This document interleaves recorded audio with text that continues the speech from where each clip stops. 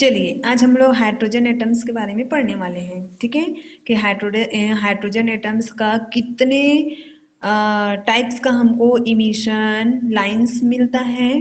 ठीक है, emission lines मिलता है और एब्जॉर्प्शंस लाइन हमको प्राप्त होता है। ठीक है, ये दोनों देखने वाले हैं। अगर मैं शॉर्ट में जाऊं, शॉर्ट मेथड में, तो इमिशन लाइन हमको प्राप्त होता है। इसके लिए एक ट्रिक है, एक फॉर्मूला होता है। कौन सा फॉर्मूला? तो n(n-1/2) ये फॉर्मूला होता है हमारा इमिशन का। और एब्जॉर्प्शन का भी हमको, एब्जॉर्प्शन जो लाइंस होती हैं उनके लिए भी एक फॉर्मूला होता है n-1। ठीक है, मतलब यहाँ पे मैं क्या करूं, एक एग्जांपल के थ्रू इसको समझाने का प्रयास करूं। ठीक है, तो मैं मान लेती हूँ यहाँ पे कि जो हमारा लाइमर सीरीज होता है, ये जो हमारा लाइमर सीरीज है, इस लाइमर सीरीज को हम लोग कहाँ से कहाँ तक प्राप्त करते हैं? तो n=1 से n=2 के लिए हम लोग प्राप्त करते हैं।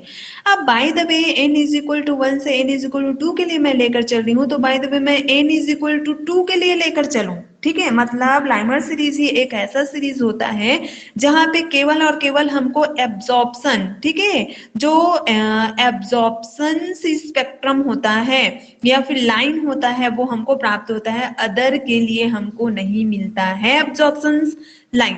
ठीक है, मतलब लाइमर सीरीज ही एक ऐसा सीरीज है जो कि एब्जॉर्प्शन के बेस पे वर्क करता है। बाकी सभी जो हमारा टर्म्स होता है, जैसे बाल्मर सीरीज है, लाइम ब्रैकेट है, फुंड है, अदर जो भी और इमिशंस लाइंस हमको प्राप्त होती हैं, वो सभी के सभी इमिशंस लाइंस के बेस पे वर्क करती हैं। उनको हम लोग एब्जॉर्प्शन लाइन के बेस पे प्राप्त नहीं कर सकते हैं। ठीक है, तो यहाँ पे मैं n=2 की बात करूं तो मेरे को क्या चाहिए? इमिशन, जो इमिशन लाइन है उसको मेरे को प्राप्त करना है। तो इमिशन लाइन को यदि मेरे को लेकर चलना है तो इमिशन लाइन का फॉर्मूला ये है। यहाँ पे यदि मैं पुट करती हूँ फॉर्मूले में वैल्यू को, तो 2 × 2 - 1/2 के टर्म्स में मिलेगा। तो ये क्या हो जाएगा? यहाँ से ये कैंसिल आउट और ये हमारा कितना आ जाएगा? 1 आ जाएगा। मतलब यहाँ पे हम लोग लाइमर सीरीज की बात करें तो लाइमर सीरीज में जो एब्जॉर्प्शन लाइन है वो हमको कितना प्राप्त होगा?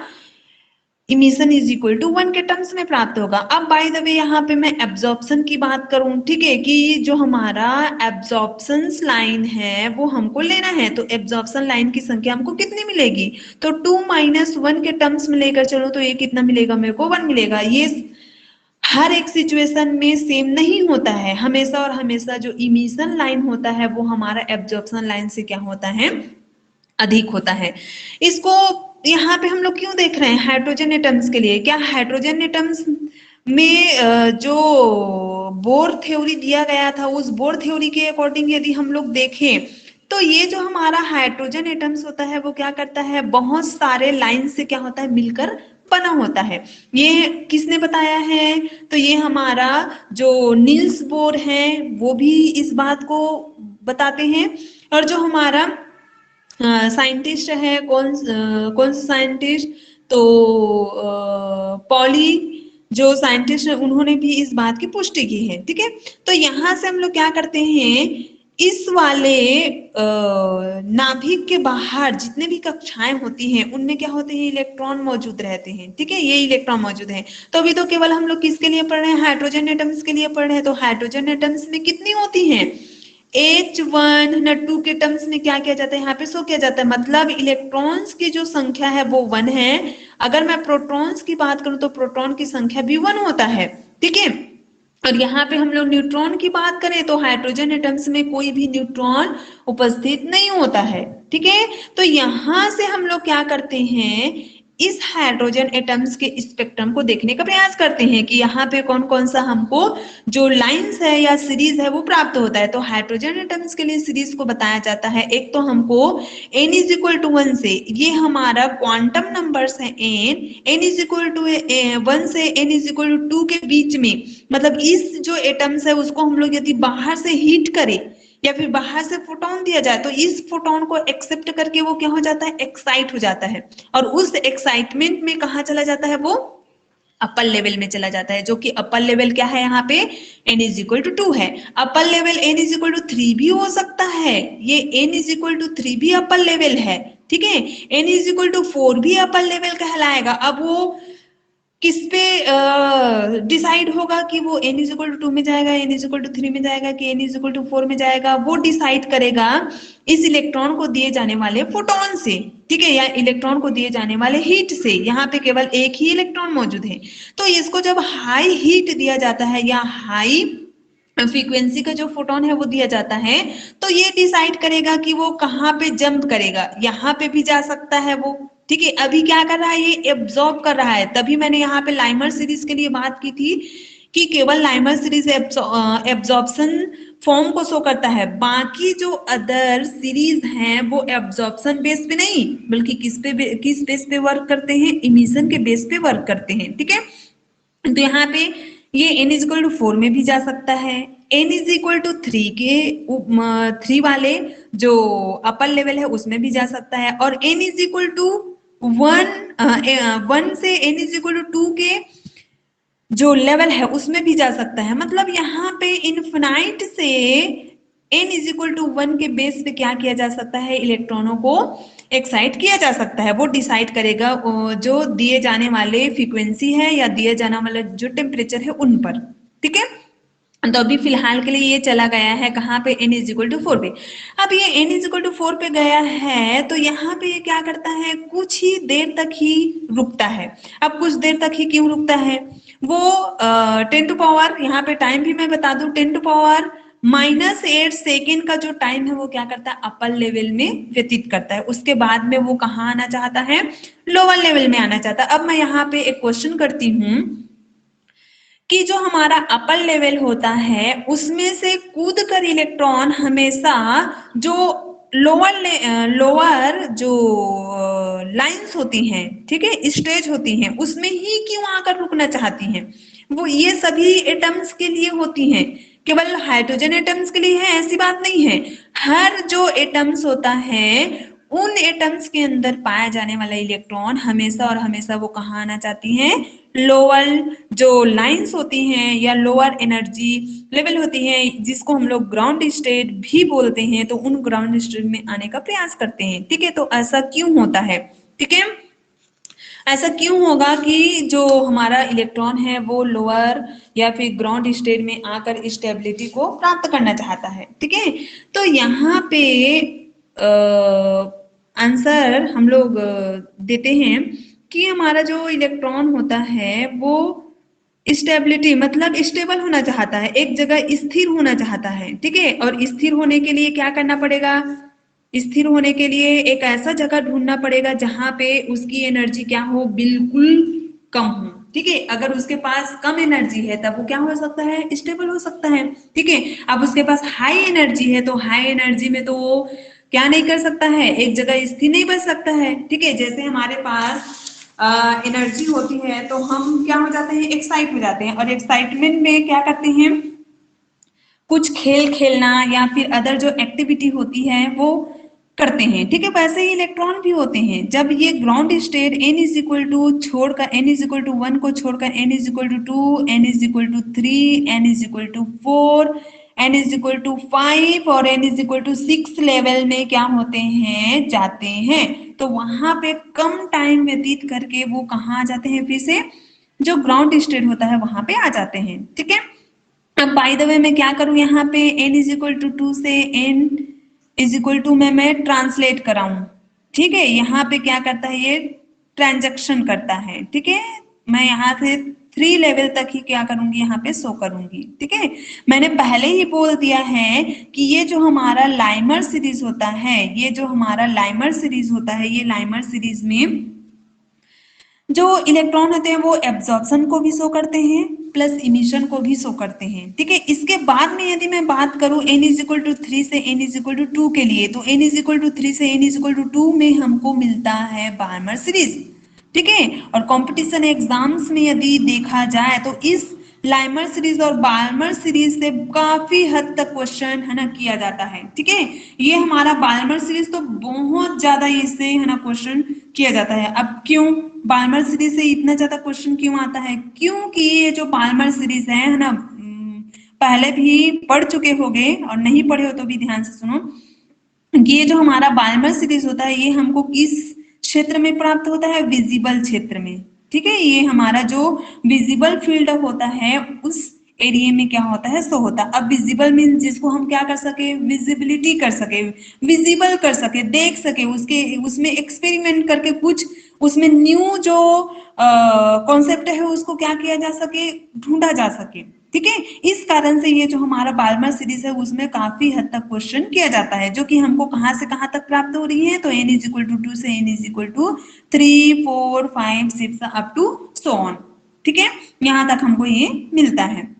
तो ये जो बाल्मर सीरीज होता है इसमें भी जो बाल्मर नाम के साइंटिस्ट हैं उनके थ्रू और एक्सपेरिमेंट किया गया और यहाँ से एक रिजल्ट निकल के आया कि जब n इज इक्वल टू 2 से n इज इक्वल टू 3 में ट्रांजिशन होता है, ठीक है, ये क्या करते हैं, संक्रमण करते हैं, तो यहाँ पे ये जो लाइंस होता है उसको हम लोग एच अल्फा लाइन से जानते हैं, जिसका वेवलेंथ हमको 6,8,2,3 एंगस्ट्रॉम के बीच में प्राप्त होता है। मतलब ये विजिबल है, इसको हम लोग क्या करते हैं, देखते हैं। ठीक है, ये कलर्स में पाई जाती है। एच अल्फा हमको रेड कलर में दिखाई देता है। ठीक है, रेड कलर्स में क्या होती है, ये हमको प्राप्त होती है।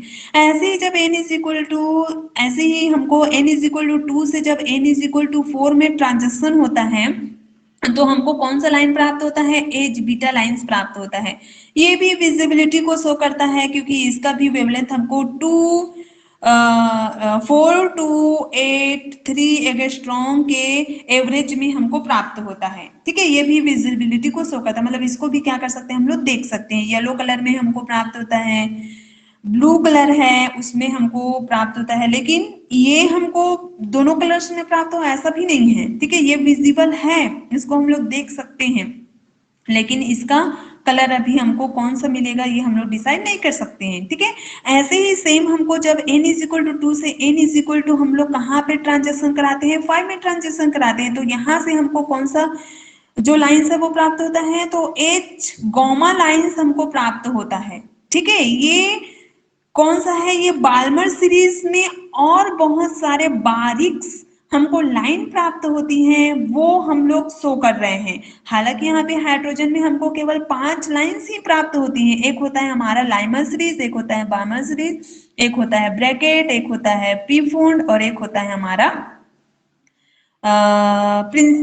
प्रिंसिपल तो हमारा उसके क्षारीय के लिए प्राप्त होता है। एक हमारा लाइमर, बामर, पास्चन, ठीक है, ब्रैकेट और पीफून। ठीक है, ये 5 टाइप की हमको लाइंस क्या होती हैं, विजिबल होती है, मतलब प्राप्त होती हैं, और उसमें से केवल विजिबिलिटी को शो करता है हमारा बाल्मर सीरीज, जो कि किसने खोज किया था, बाल्मर नाम के साइंटिस्ट ने खोज किया था, इसलिए उनके नेम पर ही इनको नेम मिला है बाल्मर सीरीज के नेम पर। ठीक है, और ये बाल्मर सीरीज भी और बहुत सारे छोटे छोटे लाइंस में है ना डिवाइड रहते हैं, जिसको हम लोग देख सकते हैं, कलर्स में पाए जाते हैं, जो कि N H alpha, H beta, H comma, H del के टर्म्स में क्या होते हैं, ये मिलते हैं। ऐसे ही सेम जब आगे बढ़ते हैं, n इज इक्वल टू 3 से n इज इक्वल टू 4 में ट्रांजेक्शन कराया जाता है, तो हमको पास्चन जो सीरीज है वो प्राप्त होता है। ये पास्चन नाम के साइंटिस्ट है जिन्होंने क्या किया था, इनको डिराइव किया था या उसके बारे में बताया था, इसी कारण से उसके नेम से ही उसको जाना जाता है पास्चन सीरीज के फॉर्म में। ठीक है, अब बाय द वे यहाँ पे बात रही कि इसमें कितने कितने वेवलेंथ, जैसे अभी मैंने वेवलेंथ को बताया था कि 6,8,2,3 एंगस्ट्रॉम का हमको प्राप्त होता है। तो यहाँ से यदि हमें वेवलेंथ के बारे में जानना है तो H lambda is equal to, यहाँ से H lambda is equal to हम लोग एक फॉर्मूला लेकर चलते हैं, R1/Ni स्क्वेयर, ठीक है, -1/Nf स्क्वेयर के टर्म में ये क्या होता है, हमको फॉर्मूला प्राप्त होता है। यहाँ पे जेड भी रहता है, जेड स्क्वेयर, ठीक है, ये टर्म्स हमको प्राप्त होता है। जहाँ पे Ni क्या है, Ni शो करता है हमारा किसको, तो ये इनिशियल स्टेट को शो करता है, इनिशियल इनिशियल स्टेट को शो करता है। ठीक है, और ये हमारा जो NF है वो किसको शो करता है, तो ये हमारा शो करता है फाइनल स्टेज को शो करता है। ठीक है, तो ये दोनों के टर्म्स में हम लोग क्या कर सकते हैं, वेवलेंथ की गणना आसानी से कर सकते हैं। चूंकि यहाँ पे हम लोग किसके बारे में पढ़ रहे हैं, तो हाइड्रोजन एटम्स के बारे में पढ़ रहे हैं, या फिर हाइड्रोजन लाइक एटम्स भी आ सकता है इसमें, हाइड्रोजन लाइक एटम्स या हाइड्रोजन एटम्स, इसके बारे में पढ़ रहे हैं, जहाँ पे जेड की वैल्यू क्या होता है, 1 होता है। ठीक है, तो जेड की वैल्यू 1 है, तो यहाँ पे ये जो फॉर्मूला है वो किस टर्म में प्राप्त हो जाएगा, 1/लैम्डा is equal to R 1/n I square minus 1/n F square के टर्म्स में क्या होता है, ये मिलता है। ठीक है, ये चेंज होगा, ये चेंज नहीं होगा इनिशियल। अगर मैं इसको लाइमर के लिए लेकर चली हूँ तो n इज इक्वल टू 1 ही रहेगा। इसको चेंज कर सकते हैं हम, अपर से अपर लेवल को क्या कर सकते हैं, यहाँ पे लिया जा सकता है। ठीक है, तो ये हमारा फॉर्मूला होता है जहां पे r हमारा कांस्टेंट है और r की वैल्यू कितना होता है, r इज इक्वल टू 1.099 गुना 10⁻7 के टर्म्स में क्या होता है, ये हमको प्राप्त होता है। ठीक है, तो इस फॉर्मूले की सहायता से हम आसानी से कौन सा विजिबल होगा, कौन सा हमको विजिबल नहीं होगा, इसकी जानकारी हम लोग आसानी से ले सकते हैं। वैसे यहाँ पे एक और इंफॉर्मेशन दे दूं कि जो ये लाइमर सीरीज होता है, ये जो हमारा लाइमर सीरीज है या फिर बाल्मर सीरीज है, ठीक है, या फिर पास्चन सीरीज है, या फिर हमारा ब्रैकेट है, या फिर पी फुंड है। ठीक है, पी फुंड, इन सभी में ये आपका जो लाइमर सीरीज है वो किसमें देखने को मिलता है, तो ये हमारा इंफ्रारेड में देखना, उसमें क्या बोलते हैं, अल्ट्रावायलेट। ठीक है, अल्ट्रावायलेट रीजन में देखने को मिलता है। ये हमको मिलता है विजिबिलिटी क्षेत्र में, मतलब विजिबल होता है, और ये हमको मिलता है इंफ्रारेड के दौरान हमको प्राप्त होता है। पास्चन ब्रैकेट भी हमको इंफ्रारेड में प्राप्त होता है, लेकिन फार इंफ्रारेड में। ठीक है, फार इंफ्रारेड, और ये हमको नेरो इंफ्रारेड में क्या होता है, मिलता है। ठीक है, तो इस तरीके से हाइड्रोजन एटम्स में जो हमको वेवलेंथ की प्राप्ति होती है, उस वेवलेंथ को हम इस फॉर्मूले की सहायता से आराम से क्या कर सकते हैं, ड्राइव कर सकते हैं। ठीक है, चलिए आगे का हम लोग जो क्या बोलना चाहिए, एनर्जी है, हाइड्रोजन एटम्स की जो एनर्जी है वो किस तरीके से फाइंड आउट करते हैं, इसके बारे में हम लोग नेक्स्ट वीडियो में देखने वाले हैं। ठीक है।